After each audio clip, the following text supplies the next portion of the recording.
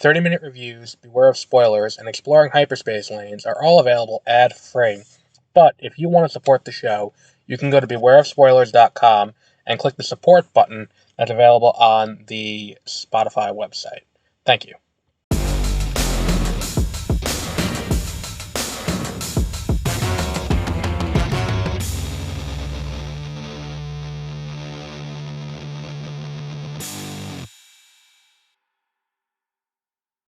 Good morning, and welcome to Beware of Spoilers. I am Adam. We're here to talk about the girls on the bus, the most recent episode, and it is basically a bottle episode. Like, not really, because there are some other things, like we do go back to Grace's house, so it's not fully a bottle episode, but sometimes you do get some bookends that are not in the same environment. But most of the episode takes place on the bus, which is interesting. The bus breaks down on the way to the debate, and now they have to, now they're forced to confront each other in this small space that is very hot, that is uncomfortable, and, no one really wants to be there because everyone wants to be somewhere else. And everyone has to confront varying parts of themselves they don't want to deal with. Like, the idea that, they don't want to, I keep forgetting the girl's name, the influencer girl, who is discovering a love for actual journalism, not just what she does, which is candidate boosting, and, and her trying to convince her, her manager of that. That's interesting. Like, Sadie trying to deal with the fact that she has to stay away from, I forgot his name, I want to say Brad, I don't think that's his name now. Saying that she has to stay away from him and go into, and yet here they are, stuck in the, stuck on the bus together. And then also it's this whole question of, what's actually happening here? And how does it, does what we do matter? Is a fundamental question that basically everyone on this bus is grappling with. Are we doing something that is important? Do people care what we're doing? And are we doing this for any reason? I think that when you get into the nitty-gritty of it, this feels a little bit like some of the other Berlanti episodes that are meant to be like, let's take this more serious and get into a serious issue. I think immediately of the gun control episode of Arrow. I think that was season 5. That's kind of what this felt like a little bit, and I don't mean that in a good way.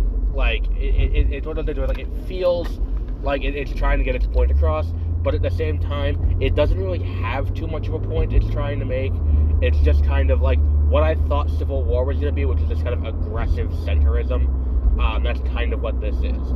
As usual, the Kimberlin plot continues to be the most interesting, as she has to grapple with, her world, being undone, and her, her being proved right to an extent. Like, when her assistant, I think it's his role, his assistant, her tech guy, makes a call behind her back, and she's like, you don't do that to me, I made the call, and he's like, no, we're not gonna, pussyfoot around you,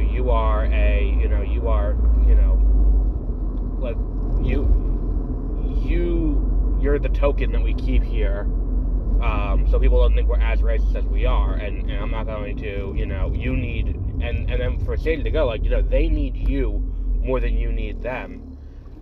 This episode is laying the groundwork for what I thought was going to happen, episode 1 or episode, I think in the episode about episode 1 and 2, I was like, she's going to end up leaving Liberty by the end of this, by the end of this season, and I think that's what they're laying the groundwork for here. And I think the influencer girl's going to end up working for a prestigious, newspaper or something. It'll be interesting to see how that all plays out.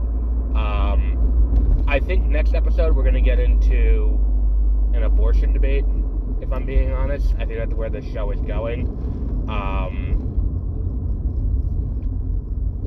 And see, and that was one of the things too, is that they talk about, she says the influencer, and again, I always forget her name. I don't know why, but she makes a comment about how it's like there is no middle ground when it comes to climate change or human rights or anything like that. And then like, or there is no other side to that, is what she says, and it's like, then Grace says, like, yes there is, but doesn't elaborate. It's just like, well, yes there is, and it's like, okay, can you elaborate on that? And then it's like, I think the debate of, like, the best part of the episode is the debate over the role of journalism and the debate over, the role of each of these people and each of these people having a valid place they're coming from, and then how they all interlock together. I think that all kind of is relatively interesting. Yeah, I do think we're going to end up with an abortion debate next week, because as the episode ended off, we found out Sadie found out she's about a week late, and the timing would line up where it would be the bag man for Walker's campaign is the one who got her pregnant. So, it'll be interesting if they go that route, because I don't think that they just, like, where this show is, I don't think they don't play with that. I think you gotta play with that a little bit, and you gotta pull that narrative string and see where it goes. What else have we got? Yeah, I think the majority of the bus happening on the majority of the episode happening on the bus is, and I think what's going to end up happening too is, I think Grace ends up retiring by the end of the season, because like that moment she has where she says to the daughter, and they play it back in the recap in this episode, where she says to her daughter, like, my career is the first line in my obituary, you're the last. Like, it's a powerful moment for how she perceives her career, and it's going to be interesting to see what ends up happening. I think that she's going to end, like, her arc this season, in the same way that Kimberlyn is very clearly becoming desensitized with Liberty and is going to end up leaving to do something else. Very clearly we have Grace realizing the importance of life outside of work. Watching the front runner die, and then, well, not watching him die, but him dying and getting barely a minute to grieve, and now everything going on with her daughter, and the daughter now going off with the boyfriend. Like, my first thought was like, oh, she's gonna end up dead, the daughter. I don't think that's likely. Number one, I don't see Berlanti, or a show Berlanti's executive producing, fridging the daughter, just for the sake of, oh, well, we want to create drama for her. But then it's like, for her, like, without the daughter there to take her away from the campaigns, I don't think there's something for her to do. I think it's going to be something like the daughter's going to end up pregnant or something. I don't know. But, again, they already played the pregnant card, so I don't know if they play it twice in one season. I don't know. We'll see. I do really enjoy this show, though. I think that had it not been for X-Men 97, this would be my show of the year, but that most recent episode of X-Men 97 is just fantastic. And again, I think that this is a show that it tries to grapple with bigger topics while not. Like, it never actually answers any of the questions that are being raised. It never makes an attempt to. It raises the questions, but it never attempts to actually grapple with them in a meaningful way. It just kind of they just kind of move on. Like, and it's just like, alright, cool, next thing. Which sucks, because I would rather them, like, if you're gonna do this, if you're gonna take this approach with this show, the least you can do is